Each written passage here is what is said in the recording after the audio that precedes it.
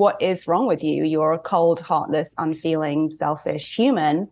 And you deserve to die alone, surrounded by 50 cats. Like, I'm literally quoting directly from some Instagram comments I've had, as somebody who is out there as a childless by choice person. Dear Shandy. Welcome back to Dear Shandy listeners. Hello, Andy. Hello. How are you today? Good. I just had a great nap. Yeah, we've been gearing up for this one, this hot topic. Yeah. I feel like I've been gearing up for this hot topic for the last 20 years of my life. This is a big one. Yeah. I have to tell you, I was first introduced to the book written by our guest today by a friend of mine earlier this summer. And I don't know if I could have predicted how much this book would change my life. And I'm just so honored that she is here with us today. We are joined by journalist, publishing consultant, and author of 2017's Material Girl, Mystical World, 2018's Sober Curious, 2019's The Numinous Astro Deck, and 2020's The Sober Curious Reset. She is the creator of the term Sober Curious and has helped spearhead a global movement to reevaluate our individual and collective relationships to alcohol. And her most recent book, this is the book I'm talking about, Women Without Kids, The Revolutionary Rise of an Unsung Sisterhood, was released earlier this year and is truly one of the most impactful reads I can remember. She is also the host of the Sober Curious podcast and the Women Without Kids podcast. Ruby Warrington, what an honor it is to have you here today. Well, thank you for that amazing intro. I'm so happy that the book was so impactful for you and that that friend recommended it to you. So I'm really excited to get into this conversation with you and hear what it brought up for you. Yeah. I have to tell you, when I was assembling my notes, and I have far too many pages, but I was at a coffee shop and then sat next to me, two women met, and it was clear that they were there meeting because their children went to the same school. And then they proceeded to talk for over an hour straight about their children exclusively. And this is while I'm like, I've got this book out and I'm like trying to take my notes. And I felt for the millionth time in my life that there's something wrong with me. There's a chip missing. And so I'm just so excited to talk to you today. It just felt very fitting that that was the experience I had while putting this together. And I also want to add that, as with Ruby's entire book, this conversation is meant for all women. So this includes mothers and those who are childless by circumstance and childless by choice. Mm-hmm. So, Ruby, just as you helped spearhead the Sober Curious global movement, I genuinely believe you are spearheading a cultural shift in how we consider womanhood without motherhood. What made you want to write this book, and how is the finished product different than you anticipated? Well, I love that you found yourself in that situation too, because it just highlights, doesn't it? And what you said, I felt for the gazillionth time, there was something wrong with me. There must be a chip missing. And I'm assuming, because I didn't really get your background before we sat down today in terms of, your personal orientation in this area. But I'm guessing from what you say that, like me, you never felt a desire to become a mother, or that you were uncertain if you wanted to have children. Yeah, I would go with uncertain and always thinking that it would hit me the way I was always promised it would. And that if I didn't do it, I would regret it. Yes, same. And so, it's interesting. Yes, I think that this book will hopefully spearhead new conversations in this area of how we sort of think about womanhood separate from motherhood, the two having been so closely correlated for so long. But actually, I think the movement has already been well underway for quite some time. The birth rate in every single country all around the world has been decreasing very steadily over the course of the last century or so. And there are millions and millions, if not billions now, of women without kids for many different reasons. And yet it is still seen absolutely as the norm to have children, to want children, to want to be a mother, to not only that, but find your ultimate fulfillment in motherhood. And, we also hear so many more women, particularly younger women, being very vocal about, well, you know what, motherhood is a lot harder than I thought it was going to be. And maybe I didn't actually want this after all. And maybe there were other things I wanted to do with my life, but I didn't really think I had the choice. That's another conversation that's kind of been bubbling for a while now as well. So in terms of how I came to this work, as we've just established, yes. So I never felt strongly called to motherhood. And throughout my 20s and 30s, I would kind of put these arbitrary dates on the calendar.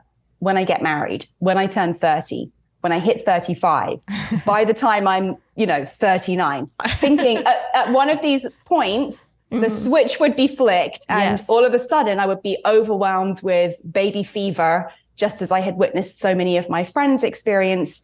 And then it would be the time to have kids. And it just never happened for me, meaning the desire never kicked in. And so I had always felt so other, so strange, and had held and carried so much kind of internalized shame and self-doubt about this path, about being a woman without kids. And it was when I reached my early 40s. And actually, interestingly, as other people began to stop asking me when I would have children, and when it sort of seemed to become more accepted that it just, for whatever reason, hadn't happened for me, I began to feel an easing off of that self-doubt and more confidence, actually, that this was always and had always been the right path for me. And it just struck me that there was virtually no discourse around being a woman without kids, And so I suppose I came to the project wanting, number one, to really understand on a very deep level what had made me the way that I am, where this, urge not to have children had come from. So I was really fascinated and just kind of unpacking my personal story around it. But then with my journalist hat on, I kind of zoomed out. And like I said, it became very quickly apparent that by no means am I the only one. And increasingly, I am no longer the anomaly. Like I said, there are now so many women without kids, whether it's by choice, by circumstance. And so it seemed to me that there was actually a movement underway that did not have a voice necessarily. Hence, the subtitle for the book is The Revolutionary Rise of an Unsung Sisterhood, because it really felt like that as well. In my early 40s, I sort of also started looking around and having thought that, quote unquote, all my friends had now had kids, I realized that actually there were lots of women in my life who, like me, had not become mothers. Again, all for their own differing reasons. But it wasn't something that we ever spoke about, There wasn't a space or a forum for us to have a conversation about what it meant to be women without kids. And I found myself getting really interested in who are these women in my sisterhood this sisterhood that we didn't even know existed, Yeah. So I wrote the book because I wanted to help validate this path for however somebody finds themselves here, but also to create a way for women without kids to find each other and come together and actually talk about what's happening underneath the surface of our individual choices in this area. Oh my goodness, what an answer. I have to ask you, because I shed many a tear reading this book, and some of them were, beautiful tears. Some of them were difficult tears. And I've read many books on this topic. I've read Regretting Motherhood, The Baby Decision. I have sleuthed the Reddit forums about regret on this topic. And nothing has made me dig deeper. I think I was always looking for answers externally, like polling people. Nothing has forced me to look internally like your book has. So I have to ask you, how many tears did you shed writing it? Oh, my body weight at least. I mean, you asked me as well, like how is the book different from how I envisaged it? It actually is exactly how I envisaged it, because I wanted it to be part sort of memoirish, like personal excavation, but then very much a kind of anthropological sort of look, a journalistic look at like what's happening. And so I think I did quite a good job of weaving those two kind of threads together. But I suppose what I hadn't anticipated was what an emotional journey it would be for me, and how personally impacted I would be by writing the book. It really, yes, I feel so much more at peace with this being exactly the right path for me. And I've touched in with some very painful reasons that this is the right path for me too, you know? Yes. So in the first chapter of the book, you introduce the concept that you coined the Motherhood Spectrum. And it's an integral thread throughout the book. I was wondering if for anyone who hasn't read the book yet, certainly planning to, can you explain the Motherhood Spectrum? Yeah, sure. So like most women, I had been raised to believe that my role, beyond my role, my biological imperative as a woman was to become a mother. You know, it's right there in the mythology of maiden, mother, crone, right? It's this life stage that every woman is destined to go through.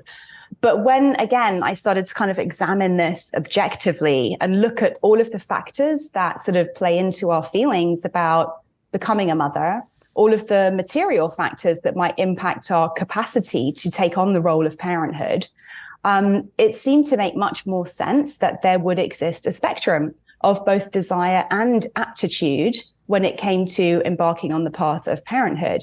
And that actually what seemed like it was more normal in a way was for there to be, for individuals to have varying degrees of desire, of capacity for parenthood based on a huge number of factors that influence all of us in different ways, you know, whether it's our financial situation, whether it's our cultural background, the family we were raised in, our relationship status, our career goals, et cetera, our physical well-being, our mental health. All of these things are going to have an impact on how ready we feel for parenthood at different times in our life, and will ultimately impact whether or not we become parents. So the idea of the motherhood spectrum is to do away with this kind of binary idea of you're either a mother or a non-mother, and actually say, well, at different times in your life, you might feel quite differently about this, depending what's going on for you in your life, you know, and that's okay. And the most important thing is to just keep touching base with yourself and sort of orient yourself on that spectrum.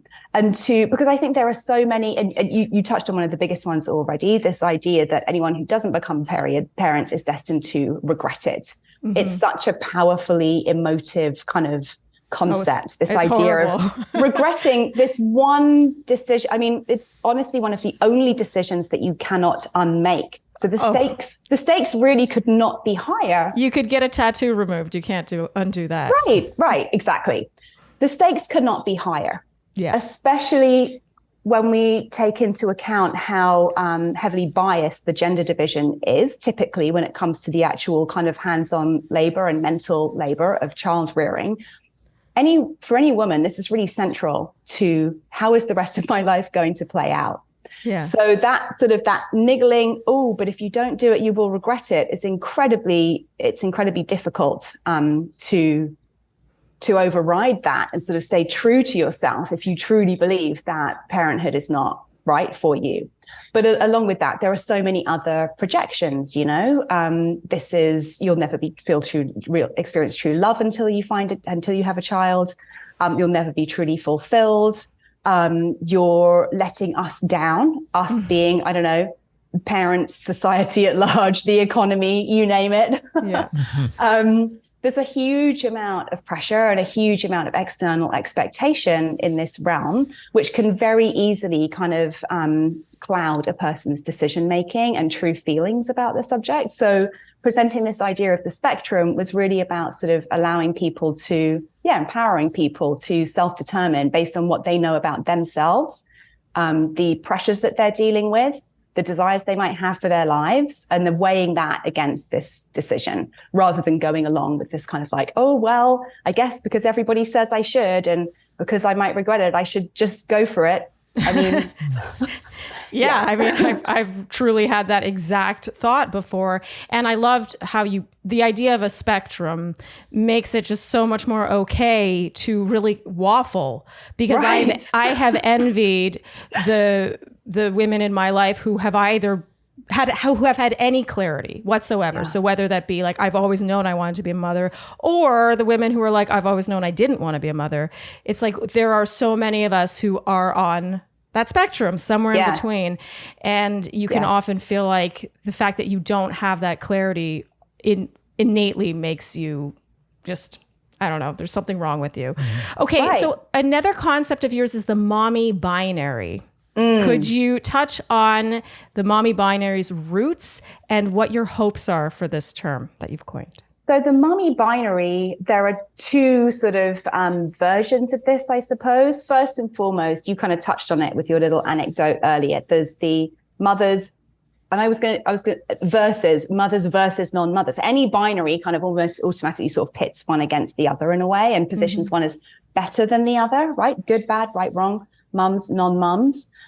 Within that mummy binary, mums are seen as complete, mature, they have done their duty, they are on the right path, they are responsible adults, etc., etc. Selfless. Non-mothers are often seen as the opposite of all those things: immature, deluded, damaged, maybe something wrong with them, selfish, etc., etc. When we know that all of those adjectives can be applied to anybody at any time, mothers and non-mothers and everybody in between. There are some selfish mothers out there, that's for sure. Absolutely. And so then within the camp of non-mothers, we also see another binary between the ones who can't have kids and the ones who don't want kids. And I think within the can't have kids, there's often a lot of sympathy. These people have tried. They had the right instinct, but they weren't, sadly, unable to fulfill on that. And then you have the true evil, selfish bitches who are the women who never wanted kids. You know, what is wrong with you? You're a cold, heartless, unfeeling, selfish human. And you deserve to die alone, surrounded by 50 cats. I'm literally quoting directly from some Instagram comments I've had, you know, as somebody who is out there as a childless by choice person. So these are the two sort of iterations of the binary, I suppose, which are just so flattening of the actual multidimensional nature of human experience. Completely do away with any investigation into our motivations for having kids or not having kids. I think having kids can be a very selfish choice if you're having kids purely to fulfill some sort of idea about how I should look to the rest of society. Totally. You know, not having kids can be very selfless too if you're realizing, well, I don't actually have the financial or mental capacity to be the kind of parent that I would want to be. And I would rather channel what resources I do have into the other human beings in my life that already exist. So they're just two very small examples of why the binary is a false binary. And I think, all binary thinking is just so divisive. And there's so much divisiveness in the world now. And we're just seeing what damage it's doing to people's mental health, to people's feelings of community, to relationships generally. And so I think this idea of a spectrum, it helps to sort of do away with that binary thinking, you know. It came out of my work with Sober Curious, which similarly sought to do away with this idea that there are problem drinkers and normal drinkers, and that anybody who's not a problem drinker can just continue drinking without experiencing any problems and never needs to, you know, address their drinking, et cetera, when that's just not true either. So it actually came very directly out of that work. We love nuance here. And for what it's worth, Andy already knows about your, I think, 4 cats. Yeah, I was going to say you're 46 cats shy of where you're supposed to be when you die. I have one cat. I have one cat. Where did you get the idea that I have 4 cats? I saw somewhere that you had 4 cats. Maybe you lied. No. I have adopted 4 cats throughout the course of my relationship with my husband. Okay, Andy's a big cat person. I was hoping to see some cat stuff here. As a matter of fact, I'm purposely trying to keep my mouth shut because we have a lot to get through and I'm being quiet. The only thing I was going to pipe in for was maybe you could show me your cat. But since it's not in the nearby vicinity, I'm going to just accept that I won't see it. Yeah. He likes getting on Zoom, so he might come up and say hi in a bit. But no, sadly, I had to leave the other cats in England when I emigrated here to America. It was determined that they wouldn't take well to living in a little shoebox apartment in New York City, having had like an outdoor space and everything. So Sharleen, I have to admit, I'm a little sad. Oh, why, Andy? I miss Lomi. Oh, Lomi. We're like, Lomi. Yeah. Where are you, Lomi? Yeah. Where is he? Where are you, boy? Lomi's not here with us on the road in Seattle. So you know what I've been doing? I've been throwing food away. Oh. And it makes me so upset. So Lomi is our countertop electric composter. It's really changed how we throw food away. And now that we're on the road, we don't have it with us anymore. But it's really crazy how Lomi works. Pretty much you put in what you would normally compost into the Lomi, and then you press one button, one very satisfying button, by the way. That's a good one. And then Lomi turns all that food waste, and we're talking food scraps from your dinner plate, or maybe the parts of the pepper you don't eat, all the stuff that you don't actually consume goes in there, and then Lomi turns it into nutrient-rich soil, which you can then sprinkle on your plants and help grow a beautiful garden. I can't think of anything greener, honestly, especially since that same food waste that you would normally throw in the garbage, over time, what does it become, Andy? Methane, a far more harmful greenhouse gas than CO2. Yeah, can you think of anything worse than already food waste is something we should all be trying to avoid. Food waste is actually a big culprit in our general waste that we produce as human beings, to put all those resources towards making food that ends up in the garbage. Yeah. And then on top of that, that just becomes a greenhouse gas if you don't dispose of it properly. Yeah. Can you think of a better way to make a difference than to put that into a composter, an electric composter like Lomi, and turning it into soil, which goes back to the earth? It's the way we were meant to do things. Yeah. And methane is an ingredient in farts. So make the world a less farty place with Lomi. Should that be their new slogan?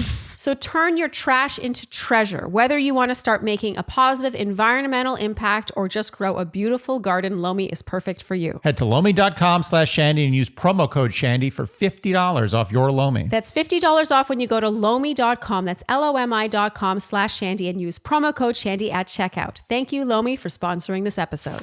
You touch in the book on the objectification of the female body by saying, quote, "The bearing and raising of children was positioned as women's biological imperative, a message that is essentially unimpeachable. Who can argue with nature?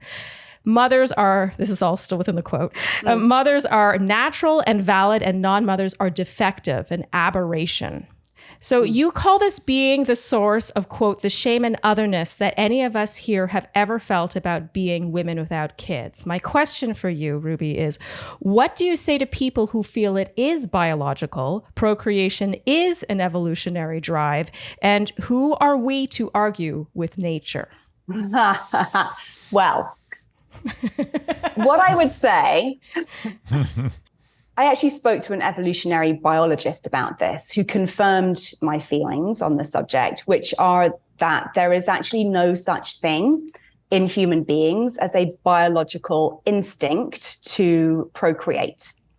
So the way that she described it was what human beings need from an evolutionary perspective is a sex drive. So long as enough humans are having enough sex with enough people of the opposite sex, eventually some babies will come along. But she confirmed that the sex drive is not actually connected to a desire, a conscious desire to reproduce. I just heard Andy's mind blowing. She pointed out, she's like, when rabbits are doing it, they're not thinking about baby rabbits, about making baby rabbits. They're just following the instinct to have sex. Wow. So this was her take on it. And so also in our conversation and other conversations I've had since on this subject, I mean, honestly, I think what separates human beings from other animal species is that we have conscious awareness that allows us to override our biological instincts or our biology and make choices that are actually better suited to our survival. This is one of the reasons that human beings have come to dominate in the way that we have on this planet. You could look at my dad, we'll talk about, in tribes of apes, there's the alpha males and they impregnate all the females and this is who we're descended from. And I was like, Dad, did the apes create the internet? Did the apes create sanitation and capitalism? No, human beings and human ingenuity is about employing, or it kind of is a process of our psychology being separate from our biology, actually. And so I think that, the story of human evolution and our development as a species on this planet is very much about us divorcing from our biological sort of drives. And I suppose the other thing is, okay, so if there's a human biological imperative to procreate, that is, I think we'd have to say it has to be connected to the sex drive, right? Then how do we explain, homosexuality? So are we saying that homosexuality is also not natural? If it's not natural to not procreate, it gets into some pretty sort of tricky areas, very interesting kind of philosophical areas, I think. But the fact that the birth rate has been decreasing so steadily over the past 150 years is in direct correlation to women having more agency over how our bodies are viewed and quote unquote used in society, and the roles we're allowed to have. The more power and agency women have over how many children we have, the fewer children women have. It's kind of the bottom line. What were you about to say? No, I just find it so interesting that humans have strived to be so non-animalistic. Everything we do is like, we're not animals, we're higher beings. And like, you can't even, maybe in the UK you can do this, but you can't even show a woman's nipple on any TV unless it's paid TV. Yet all we talk about is babies. When are you having a baby? Like old ladies are asking you when you're having a baby. What baby? But no one talks about, you're putting your penis in there, right? Right. Like, oh, no, don't do that. But have the baby. Right. It's very weird. Yes. It's very interesting that people sort of forget to equate human sexuality with human procreation, and the fact that, there's a whole chapter in the book called Sexual Evolution, where I talk about, kind of exactly this, the fact that women's bodies and women's female sexuality in general sort of being positioned as this machine of reproduction, this technology of reproduction is very much tied to industrialization, capitalism, etc., which has required a continual source of fresh labor and consumer power to power the growth that we've seen. And, it's very interesting that the human population took, since the dawn of civilization, to reach 1 billion human beings in around 1800. It's only taken 200 years for us to surpass 8 billion human beings. So you could actually say that the number of the speed at which the human population has been reproducing over the past 200 years is unnatural, is actually a result of industrialization, a result of agriculture, meaning that we're able to feed a much bigger population, a result of advances in medicine that could also be seen as unnatural. You make a very strong case that we are inexorably headed towards extinction as a result of our over-reproduction. 100%. Right.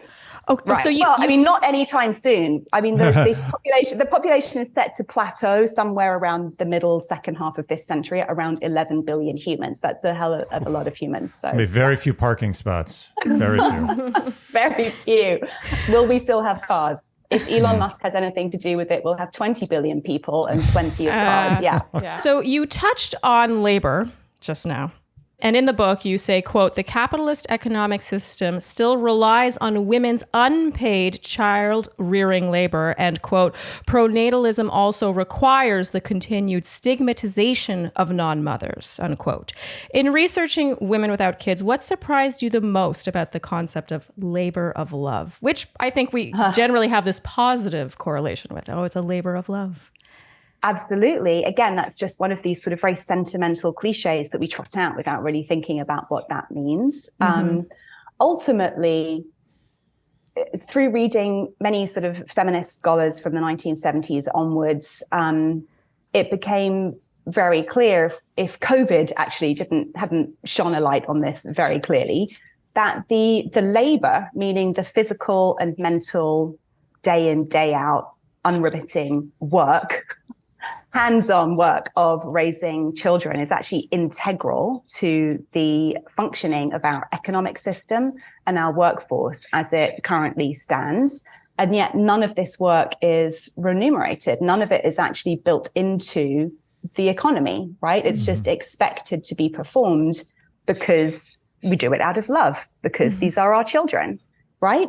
I mean, there was a big movement in the 1970s, wages for housework, which sought to address this, and to show that actually the labor that largely women do in the home is actually vital and vitally important to the thriving of the economy, not least because the people who are being cared for, raised, in those home environments are going to become the laborers of the future, the taxpayers of the future, and the consumers of the future, without whom this capitalist economic model cannot function. I've actually read statistics that say it's 20% of GNP is the unpaid labor of parents. Right. And which mothers is huge. Yeah. Right. Which is huge. And I brought up COVID because there was, I think, in the situation where, childcare was taken away, schools were closed down, it just became very clear that without all of those external support structures that enable women to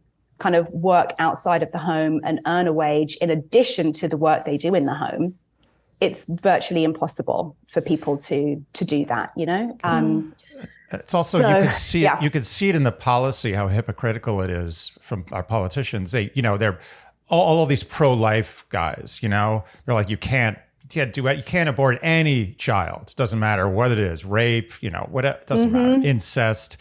And then there's no support on the other side. It's like, but we're not going to pay for anything on the other side. It's all on you. And then you think to yourself, why? Like, is this a thing about religion or life? They don't care about life or religion. These politicians don't care about anything except getting reelected. What they care about is, I think, populating the military, making sure that we keep the economy cranking and compete with China. And I think that anyone who thinks that's not the case is really fooling themselves, as if these guys are like, oh, I've gone to church today and I've thought about this, and a woman really should keep her child. It's just very, very frustrating to watch. Yeah. It's incredibly frustrating. It's one of the deepest hypocrisies that exists within the political system and within this situation around abortion currently. And because there are such strong emotions in this area of life, it's very easy to whip up a crowd who are very, but this is a baby, this is a human being, like to kind of trigger all of those kind of big emotions in this area. So, I do think that some of the pro-life cohort really do genuinely believe that this is, that it's absolutely wrong to end a life at whatever point. But yes, the political motivation for creating policy around that is, I would say, yes, purely profit and growth driven. I have to touch on the labor thing because we always poll our Shandies to ask them for questions when we interview hot topic guests like yourself. And let me tell you, I was bombarded. Like, I went to the coffee shop. I thought I was going to be there for 45 minutes. I came back 2.5 hours later and my head was spinning. And one of the comments came from a Shandy who is, I think, 57. And she said she was struggling at this point in her life with feeling like her life didn't have purpose and wondering if had she had kids, she would have. And then it was really sweet. A 52-year-old Shandy responded to her to say that she was a doctor and had 4 kids and took 10 years away from her career to parent. And now that they had all left, she felt like she didn't have any purpose. And it was just such a beautiful moment between two women at a similar stage, sweet. Having gone through such a different path. Yeah. And it shows the sacrifice. Yes, you can have this purpose through motherhood, but it comes at a cost. And I love how you talk in the book about the idea of having it all. And this blew my mind that the woman who first coined having it all, who wrote that book, never had children. She never had children. Fraud. Helen Gurley Brown, who was the then editor of Cosmopolitan magazine, a very famous editor, and her book, obviously, Having It All, a real, feminist stalwart. And it was, positioned as, yes, women, you can get an education, have a career, get a 401k, be financially independent, and be mothers. And this is sort of the path that anybody born from the 1970s onwards, so Gen X, millennials, have very much grown up with that messaging. And yet Helen never had children. This is that blew my mind. It blew my mind when I discovered it too.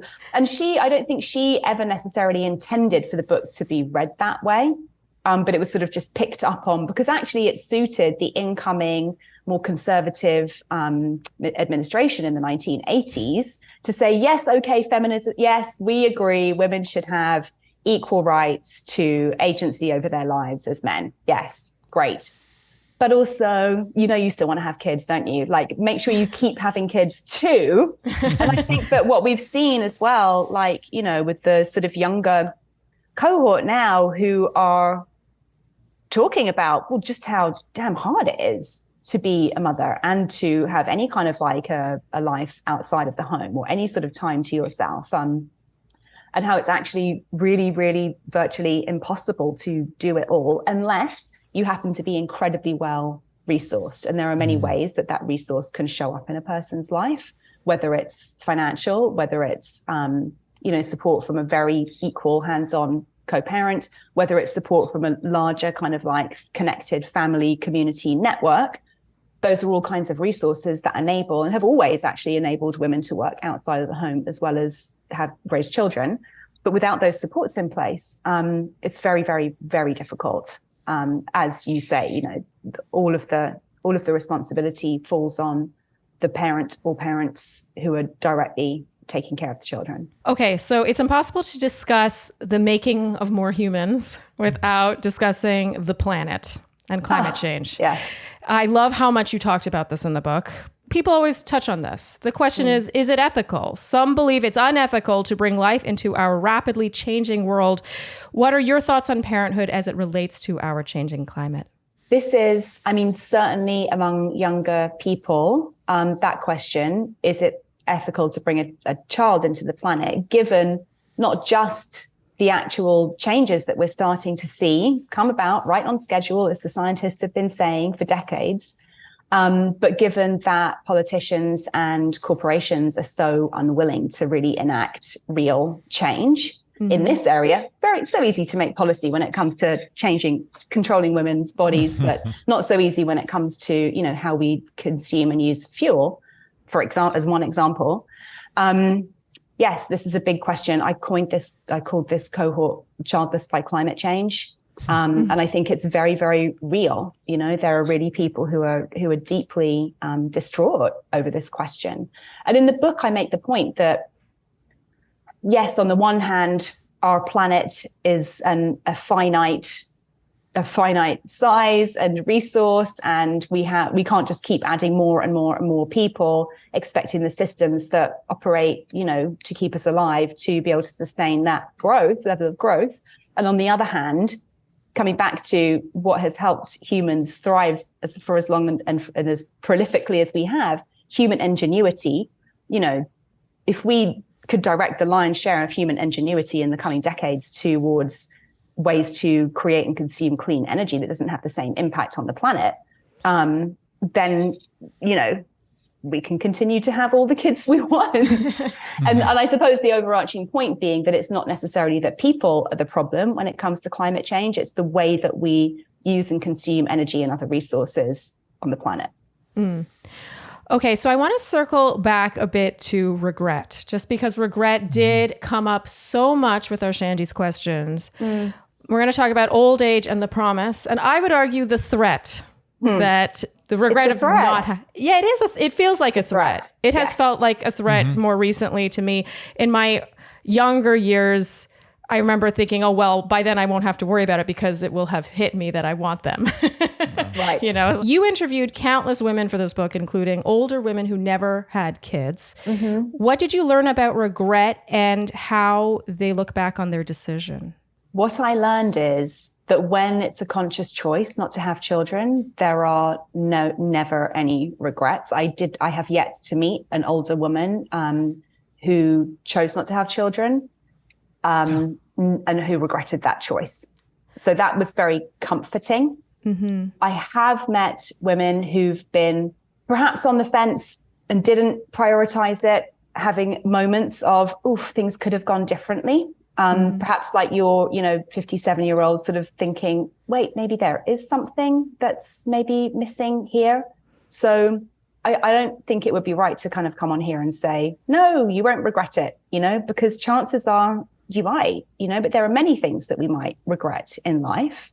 And I suppose where I'm at with it these days, there really isn't any way of knowing how the future is going to play out. You know, when you have a child, you have no idea who you're going to get and how your relationship's going to be and how that's going to play out over the decades.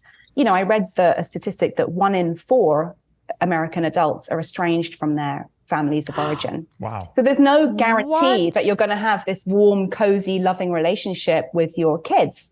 Beyond that, I think it's something like 60% of people in nursing homes never receive any visitors, right? So it could be that your child doesn't live as long as you. I mean, there are so many scenarios where, you know, you might regret having kids, or you're not going to necessarily end up, like I said, with this kind of, you know, Hallmark greeting card Christmas with everybody gathered around the fire, like just so happy to be with family. That's okay. So then let's layer on the fact that 80% of people say they come from a dysfunctional family. Wow. You know, there's a lot, we're incredibly sentimental about family. And I think that idea that you'll regret not creating a family, a biological family of your own, is steeped in that sentimentality, this idea that it's going to look a certain way. And so I suppose, yes, there's never any guarantee that things are going to play out the way you might want them to.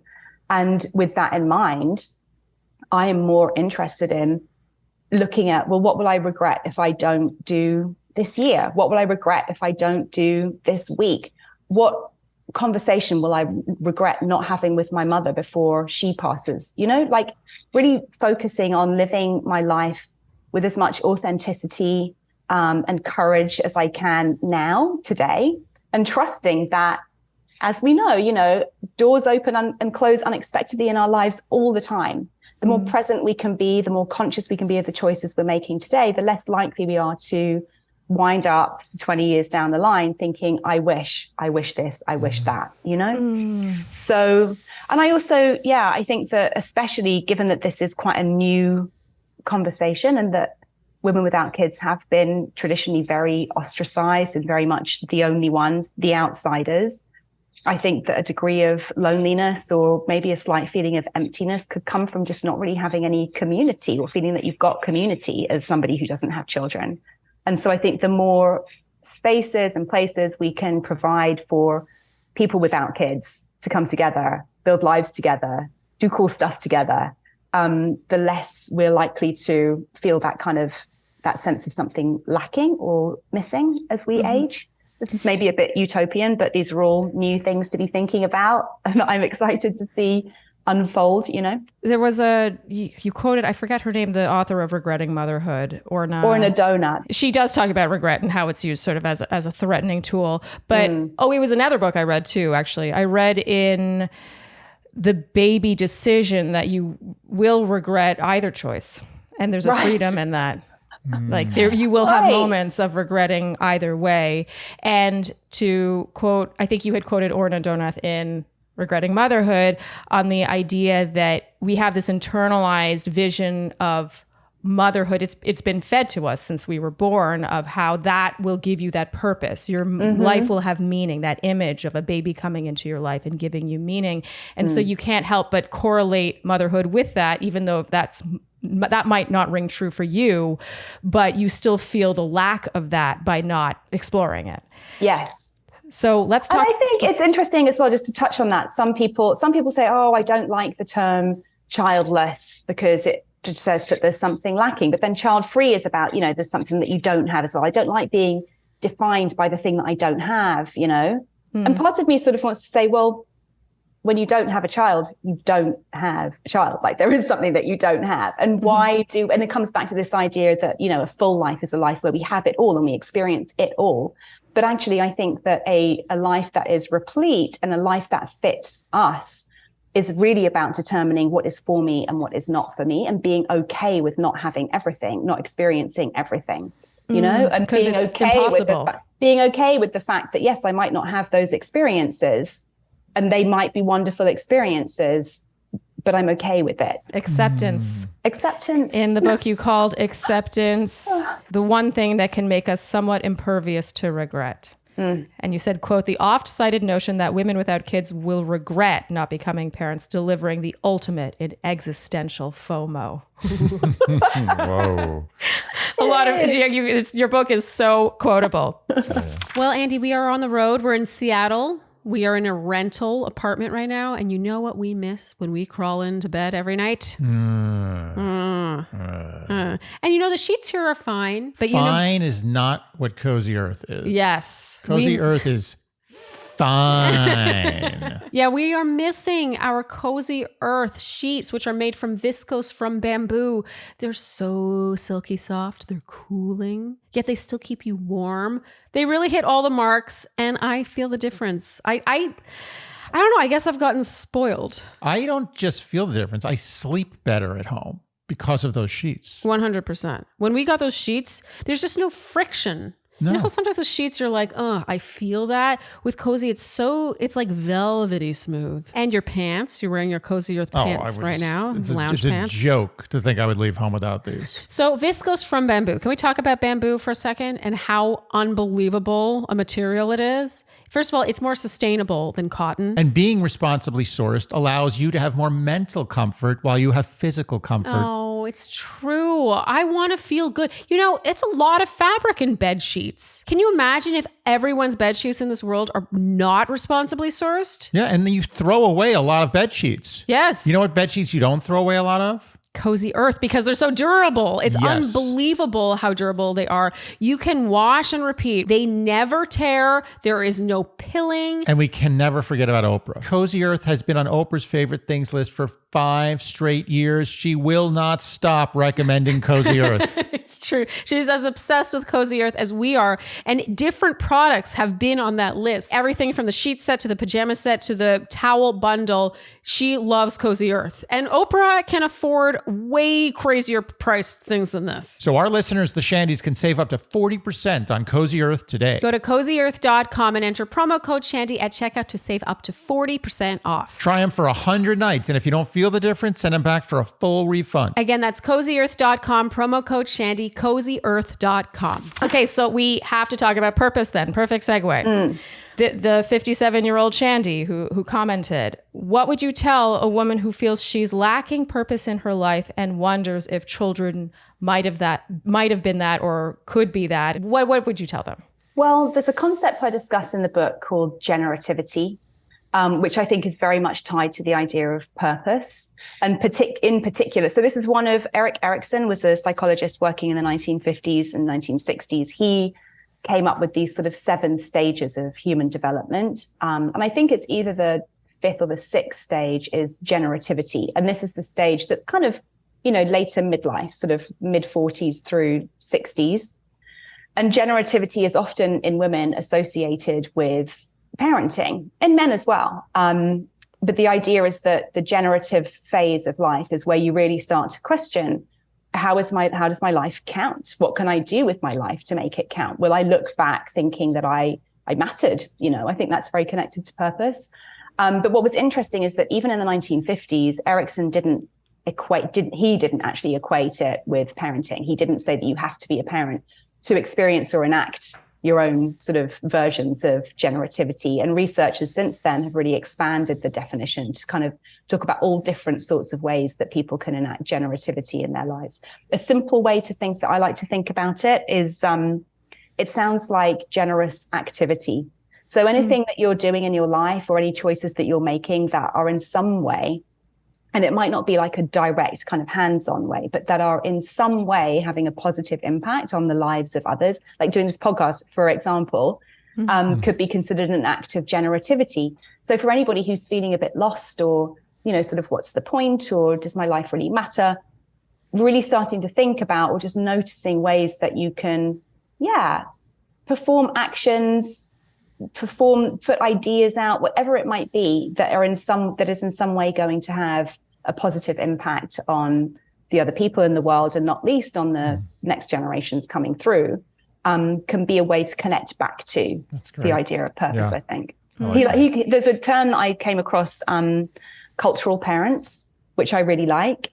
cultural parents are, CEOs, founders, authors, people who are kind of in some way taking it upon themselves to shape the culture and have an impact on the culture with what they're doing in the world. And I personally, given that my books do have this sort of, I wouldn't describe them as self-help, but they're certainly helpful. They're not prescriptive is what I mean. I'm never going to write a book that tells you do A, B, C, and D, and then you'll be happy, because I just don't believe in formulas like that. But yeah, I see my books as an act of generativity. Okay, so let's talk legacy then. Okay. Because this did come up, and of course you do touch on it in the book as well. What does legacy look like when you don't have children? One Shandy asked, what is something meaningful that can be done with property or money after one dies if it won't be passed on to children? Ooh, interesting.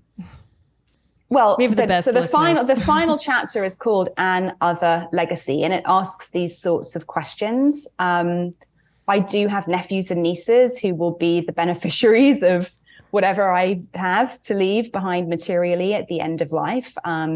And I suspect, I hope that most people would have people that they would like to, bestow their belongings and material goods on when they pass, even if they're not people they're personally connected to or related to. I think Helen Gurley Brown actually, set up multiple foundations and donated a lot of money in her life, and probably even now still happening, to, kids in New York for kind of educational purposes. So those are some ways to think about it. But yeah, it's interesting. The idea of legacy. I don't know if you feel this way. I personally have never really felt a strong need to leave anything of me behind. I'm sort of, when I'm gone, and that's that. But I know that idea really freaks some people out. I know. Trust me, other things freak me out big time. Like the regret piece really haunts me. But then when I hear other friends talk about legacy, I'm like, Yeah. I never really thought that I would make that big a mark on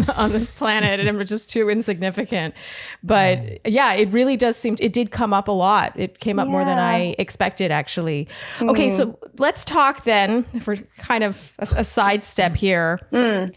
Aging as a woman in a society that's completely obsessed with youth and newness.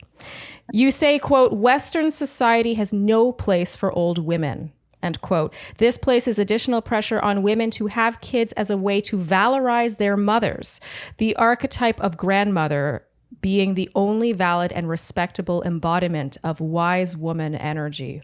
Ooh. Okay, so this came up a lot. Several Shandies asked about the guilt they feel. They know it's their, objectively, they're like, it's my life to live. I understand that, but I feel bad because my parents, oh man, they want to be grandparents. Every day that I'm waffling about this or thinking, no, I'm taking away from a day that they could have as a grandparent. What do you say to them? Oh, well, I say I feel for you. And I think one of the reasons I've been able to claim my affirmative no is that I never felt that pressure from my parents. It was never implied by either of my parents that I was denying them anything by not having children, but I know that a lot of people experience this. I mean, if anything, I would say that this is potentially an opportunity to have a really interesting conversation with your parents about why it matters so much to them. It could bring up it could be a way of becoming closer. It could bring up some really interesting conversations about the stigma and the pressure that they feel as parents without grandchildren and just kind of getting into a conversation about where does that come from? What's it rooted in? What are the expectations? I mean, I think as well, like as people get too closer to the end of life, there is an awareness of time is running out. And I think that having younger people around can be a distraction from that. And yes, so it's definitely not an easy conversation to have, but I think actually the ultimate kind of way to go here is to, in whatever ways we can, start to make more peace with death being a natural part of life and the end of life being something that every human will experience. And the fact that we actually have so little literacy around how to, a friend recommended a book recently called Die Wise, which is really about taking agency over your own death and how you want to die, which I know gets kind of deep and heavy. But even the fact that I'm having to qualify this conversation, that just shows how kind of averse we are to even touching on this subject, which is absolutely as integral a part of life as birth, right? Yeah. So, well, it's the same with sex. We don't talk about sex. We don't talk about death. Yeah. Same thing. Exactly. Uncomfortable. So I think that, depending on your relationship with your parents, even starting to have some of those conversations, But I think, again, it's sort of, given that we're told that children are the center of life, this, we didn't really give an explanation for that word pronatalism, but pronatalism is really a cornerstone of sort of patriarchal ideology. And it's an ideology that says that parents are more valid than non-parents, and that parenting is ultimately what human beings are here to do. When we live with that sort of coding in our systems, when we don't become parents and when parenting is sort of no longer part of our lives, we can be left feeling at a loose end. And I think the bigger question is, well, what else are we here to do? How else can we have connections with other human beings? How else can we find joy and fulfillment? And there are so many interesting avenues for exploration there. But I appreciate that that's, again, harder for older generations to grasp, because and especially women of older generations, just didn't have the options to pursue life outside of motherhood, to pursue fulfillment outside of motherhood. Mm-hmm. And it's a luxury to be able to even to be able to think about it, honestly. Right. You have a quote at the end of the book that this came to mind was, sorry, I have so many pages. The option to decide whether we want to have kids and who we want to have kids with is a privilege that has been won by decades, if not centuries, of feminist resistance and the fight for gender equality. Mm-hmm. It's like, I can see how some people whose parents, or especially their mothers, who are like, well, it's how do you even broach that? I agree. Obviously, you have to have the tough conversations. But I recently tried to have a conversation with my dad about, childhood, life choices, following your dreams, all that stuff. And he was like, oh, honey, like you think so much more deeply about all this stuff than I ever did. It's just like there's a generational shift there where we now have the luxury. Time to think. Yeah. And we're lucky and privileged to have the time to think about it. And in some ways we're not. Yeah. And in some ways we're not. Exactly. There's we live in an age of information overload. And the plus side of that is that we're exposed to so many other options and opinions and avenues for how our lives could go and look. And there's, analysis paralysis is a real thing. Sometimes too many options can lead to anxiety. And and I think that in many ways, the kind of conservative sort of, I will say, backlash to the progress of the past few decades that we're seeing currently is sort of a sense of well, things used to be so simple. Can't we just get back to when it was just simple? When women were mothers, men went to war, cows were for milking and burgers, and that life was just so simple. Wait, what are cows for now? Well, that's the point. We actually don't need nearly as many cows as we've got on the planet. We're currently harvesting the rainforests, which literally keep us alive. To produce enough cows to make hamburgers for the 8 billion people who want hamburgers. But that's we're another so on the conversation. same page. Trust me. We're aware of this. Okay, so one more thing on the aging thing, because this really hit me when I read the last part of your book, and just the idea of grandmothers and that being the valid role for an older woman. I love how you tie in witches into your book, them being hunted down for their own autonomy, especially older women who were living alone. So what advice do you have for women who struggle to find positivity in aging if they won't be mothers or grandmothers? For me, and I kind of end giving some of my favorite examples, having childless elder women role models has been really, really important. And I've had so many conversations of people sort of, Gen X women like me who are like, well, it's like Oprah and Helen Mirren. Those have been our ladies, our go-tos. And what's so interesting now is there are so many more older ladies without babies who are kind of like, you know, Michelle Yeoh, who just won her first Oscar at like 62, was a great public example recently. You know, Bernadine Evaristo, who's an amazing novelist who won her first Booker Prize at age 62. There are just so many more kind of older women who have pursued alternative paths coming through, doing amazing things with their lives, like vibrant and thriving and inspiring. And so for me, having all of those older women without kids role models is really important, actually. I loved how you suggested picturing yourself as the older woman you would want to be and to look like. And I was like, it's something I've always struggled with. I'm a very past oriented person, I've learned, and I have a hard time picturing the future. And it was just such a good exercise because it's the sort of thing that I've always just dreaded. You know, the only association I have with getting older is dread. Like, what a horrible way to be. And instead it's like, what kind of an old lady do I want to be? That's kind of fun, actually. Yes. And aging is a privilege too, let's not forget, you know? Absolutely. Female friendships. As one Shandy put it, navigating female friendships in this phase is hard. And something about the simplicity of that sentence just like, it hit me. Do you have any tips for women adjusting to this phase of life? You feel that pang, you know, your friend announces that they're pregnant and it's a confusing time. Yeah. You're happy for them, but you're also sad. Yeah.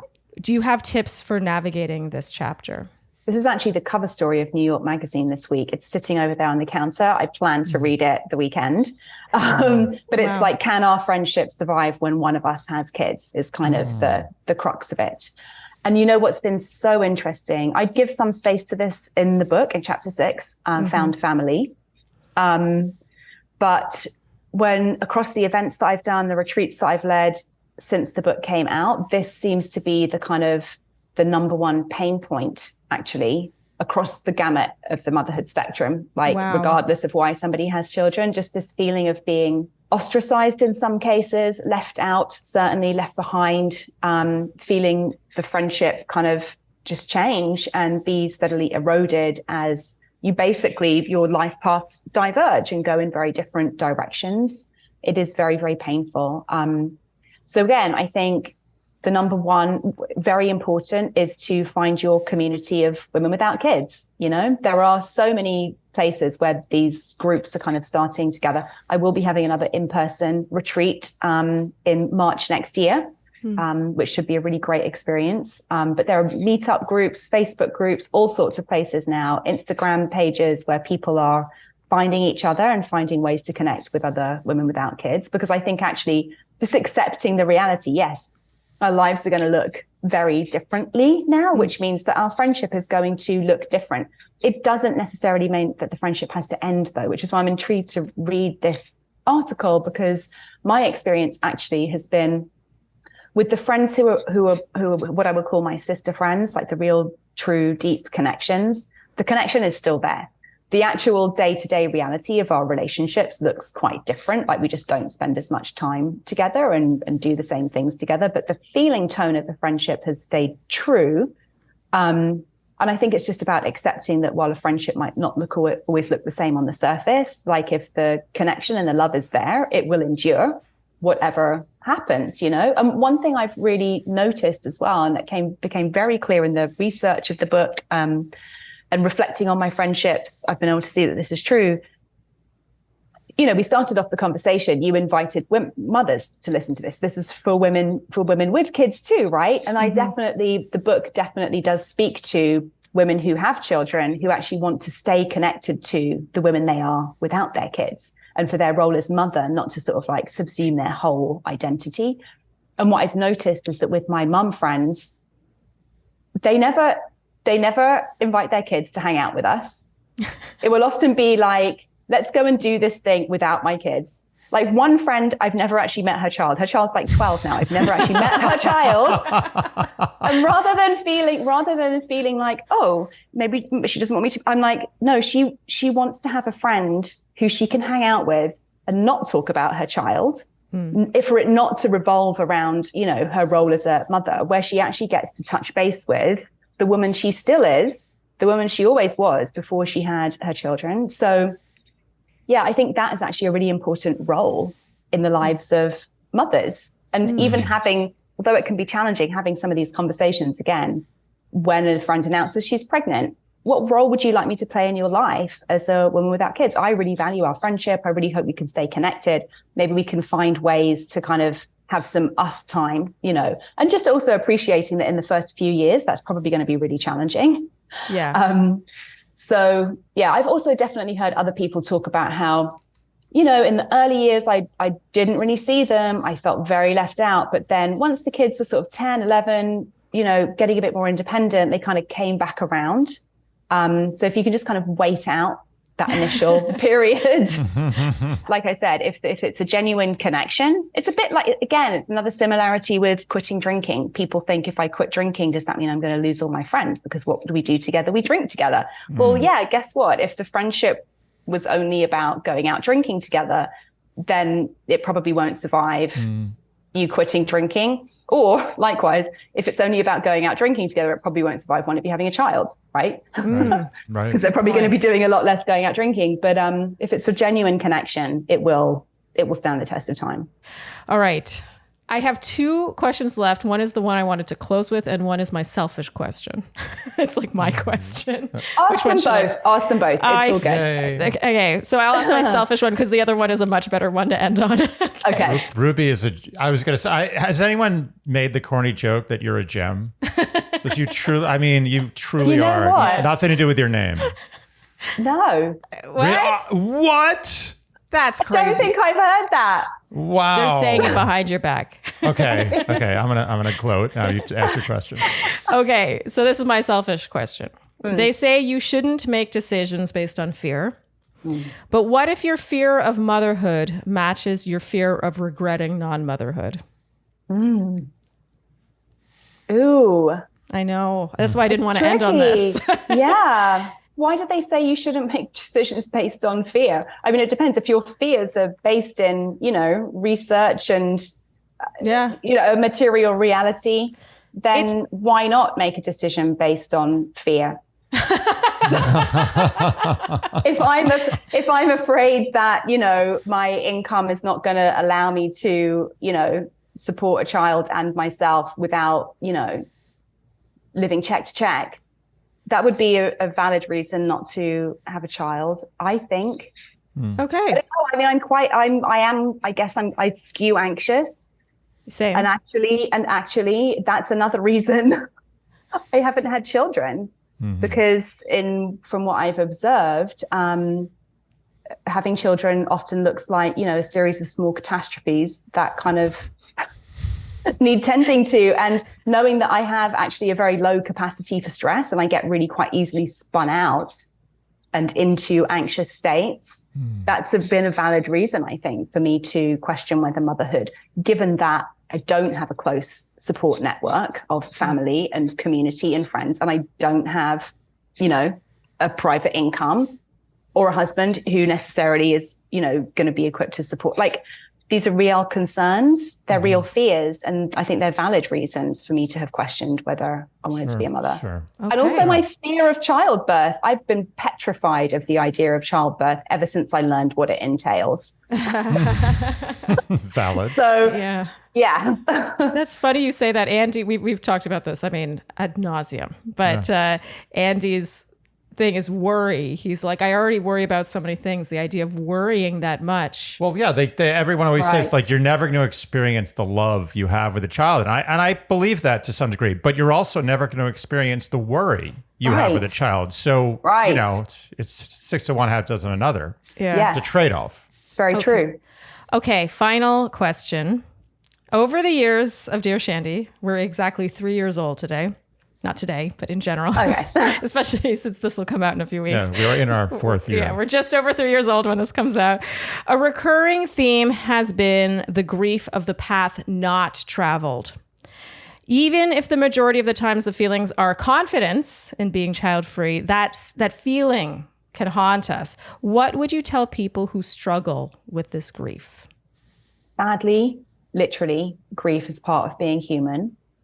Again, grief is something that we have very little literacy for, very little understanding of, very little space for in a society that presents the number one goal as being happy, you know? And so as hard as it is to see a grief again as part of life and to experience feelings of sadness as giving something that gives texture to life, something that gives meaning to life, actually, grief shows that we care, you know? Grief shows that we've loved. Grief shows us that we've experienced life fully in some ways. And so, yeah, as difficult and painful as it can be in the moment, learning to kind of, I don't know, live with our grief and kind of like just be with it when it's present, and accept that without that contrasting feeling, we might never really experience true joy, you know? Which sounds a little bit cheesy, but that said as well, I do think that having community, you know, deep friendship, the professional mental health support, if needed, for those down, difficult moments is also really, really important.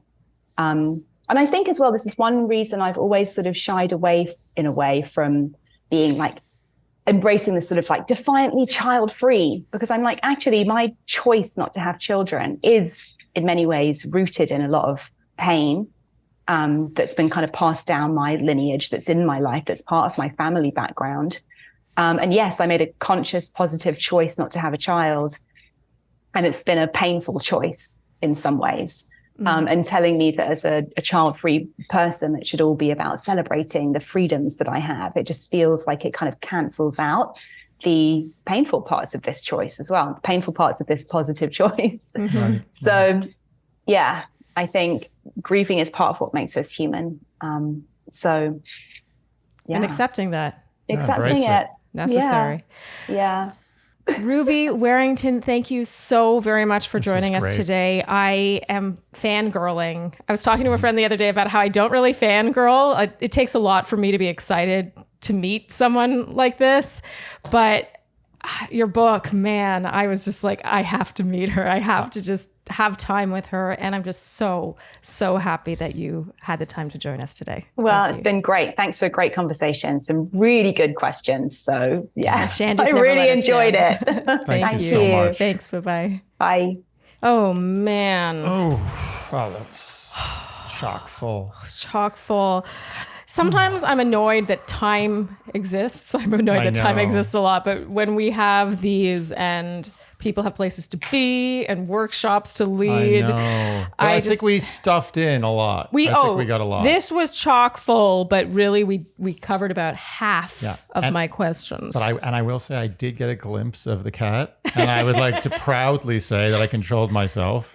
You did. You didn't want to use up the seconds addressing the cat. No. Yeah, we knew that we had a tight time crunch. And man, I mean, she gives good answers. Good answers. Holy crap. You know what I noticed in her? I was just looking at her living space. Yeah. And it's so interesting to see a child-free living space. It's like all her books are like color-coded. Everything's at perfect right angles. There's no stickiness anywhere. There's no like things lying.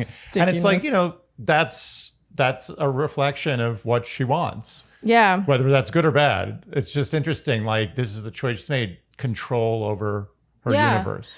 Honestly, there were just so many things I wanted to talk about. She talks about this orgasmic affirmative yes versus an affirmative no. And that was an idea that I kind of struggled with, honestly, for a few weeks. Like I had to marinate. I'm still struggling with it, but I have been marinating on it for quite some time. She talks about just so many things. Like this was just skimming the surface. I really went for just the biggest hot button. Like Shandies asked questions about regret, not giving their parents grandkids, all the basics, but even there was just too much to cover. I think we should just accept the fact that there are certain guests we have on where we need a part 2. We should just start visiting that, you know? Yeah, that's actually not a bad idea because there was more that I wanted to ask her. No. There are a couple of quotes. I'm going to try and pick one.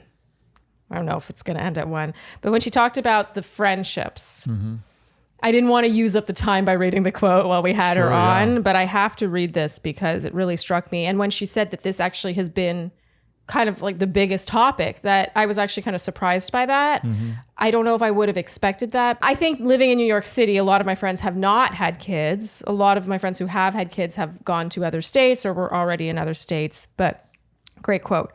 It can be hard for the non-mom friend to feel as disposable as one of the baby's diapers. The sheer intensity of the bond the new mom is forming with her child also shines a light on the transient nature of mere friendship and how quickly ties that may have endured decades can dissolve like cotton candy in the rain. Oh.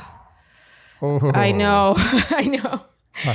And when she talks about, we did touch, I forced the issue to talk about the grandmother thing because that was really powerful too. The idea that as an older woman, you're really like, what are your options in our society? I think this is going to change tremendously, starting with the Gen X generation, which she also talks about.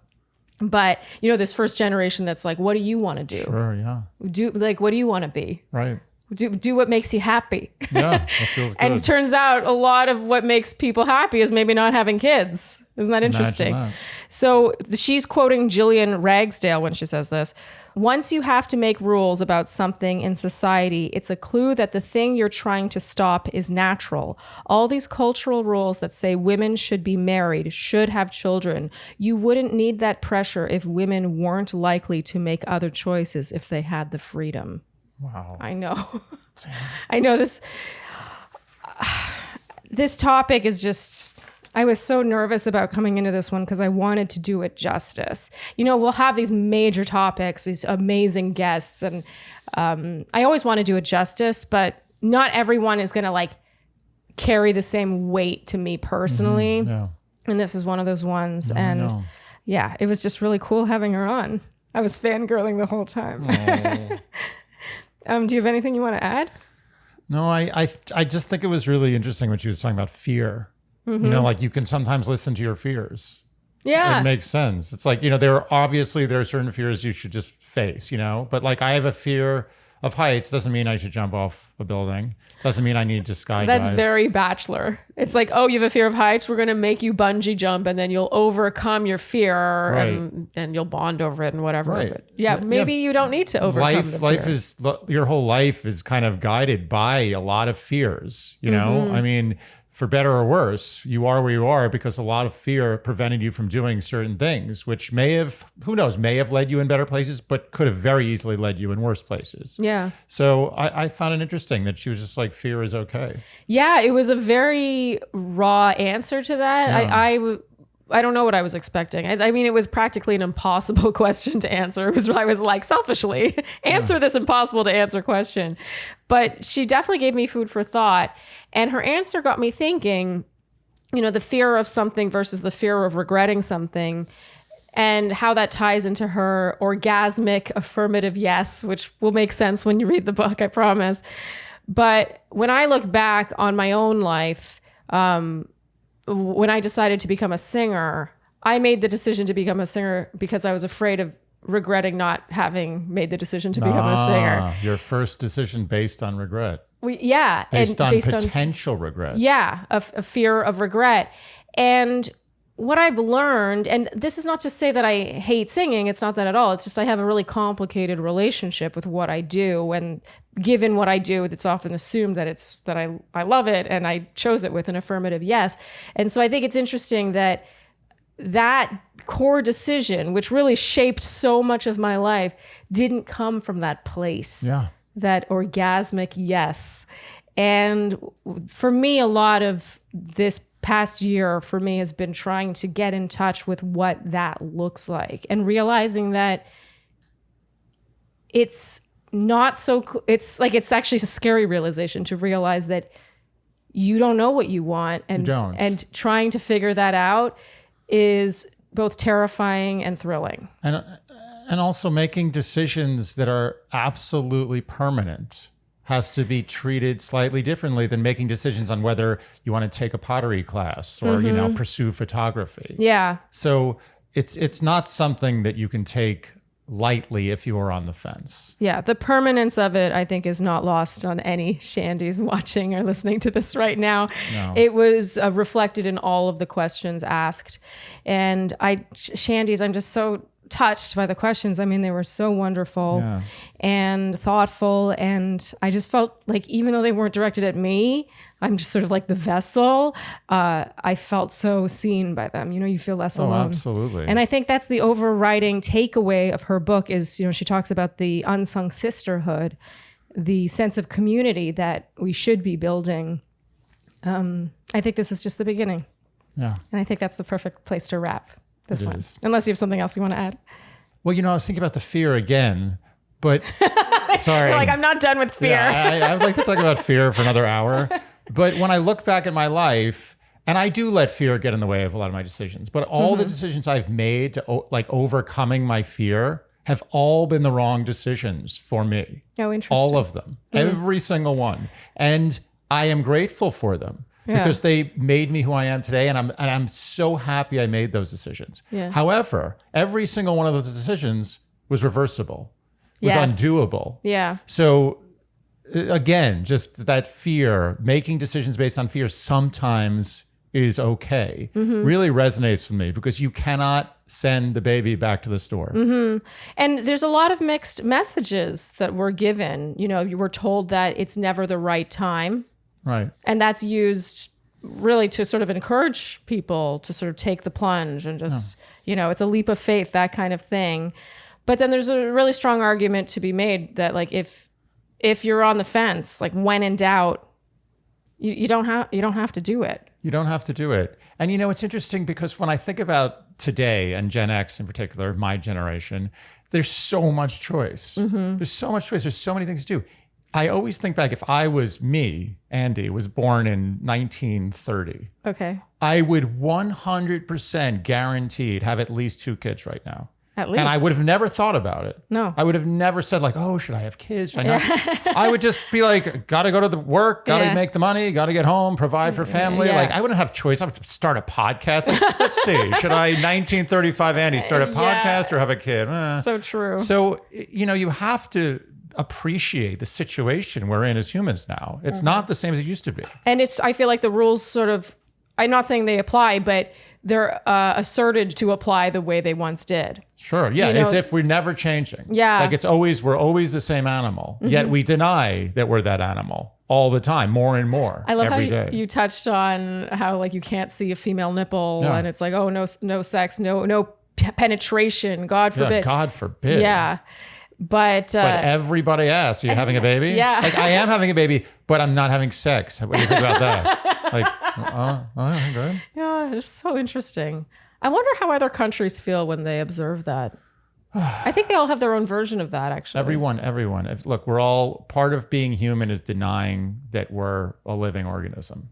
Yeah. It's just part of the deal. And it's very weird. And that's why all the things we do today are so against nature. Can we talk about that animal thing? Sorry, I kept meaning to wrap, but when she talked about the animals, and how she's quoting Gillian Ragsdale here, it has never been, and who, by the way, is an evolutionary biologist. Yeah. It has never been necessary for any animal, including humans, to set out wanting to have children. What they have to have is a sex drive. My God. I was like, I've always thought to myself, I'm like, what would happen if sex felt like shit?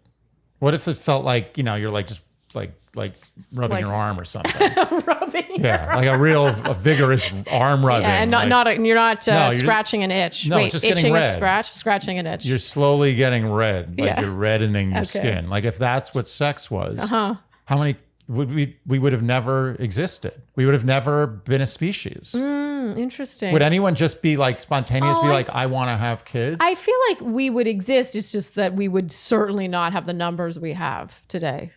I'm curious. Because a pronatalist society, they want to grow, they want to expand. Like, it's been indoctrinated in us for generations that this is not only, I mean, it's necessary for our thriving, for our community, for our culture, but on top of that, it's like we're convinced that it's what we want. Oh, I know now. You're right. I'm talking about like a million years ago. Yeah. Yeah, like if these like primates walking along the savannah, if sex wasn't good for them, it didn't create some sort of hormonal rush or feel good, would they have had kids? There's a lot to unpack there. I mean, obviously. Yeah. There's no true answer to that. Yeah. There was more I wanted to talk about here. Found family. She goes in depth on that, and the feeling of feeling less than, feeling like you're lacking.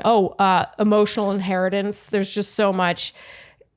Shandies, if any of this rang true to you, then highly, highly, highly, highly, highly recommend. This book was positively life-changing, and I cried many times. Andy heard me quoting it many times. Yes, the name Ruby has been echoing through this I'm like, household Ruby Warrington for many this, weeks. Ruby Warrington that.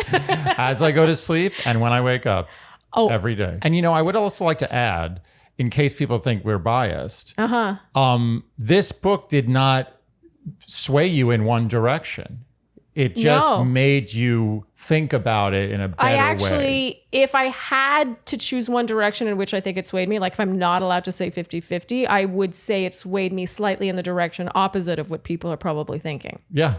So it's just food for thought. There was a lot to think about. Yeah. And it forces you to ask yourself questions that I will admit I have found very uncomfortable. People talk about doing the work. Right. Doing the work. Sure. And it's so much easier to live in this state of just like semi-consciousness, like a life of tasks and responsibilities and not go inward. But it's so rewarding. Yeah. It's so rewarding. Okay, I think we can wrap there. We'll let the Shandies take over in the comments. If you enjoyed what you heard today, you know what we will ask of you, and that is to like, subscribe, hit the notification bell, follow us on Instagram, and TikTok. Leave us Apple and Spotify podcast ratings and reviews. Tell your friends, and generally do all the things you would do to support a podcast you enjoy. One last time, this is Women Without Kids by Ruby Warrington. We will link it below. And prepare to have your mind blown. Thank you so much for tuning in, and we'll see you next time on Dear Shandy. Bye-bye.